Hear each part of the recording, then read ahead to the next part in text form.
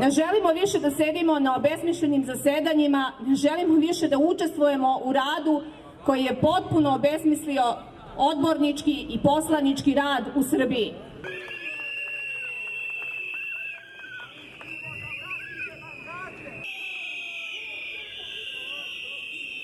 Kažu da smo neradnici.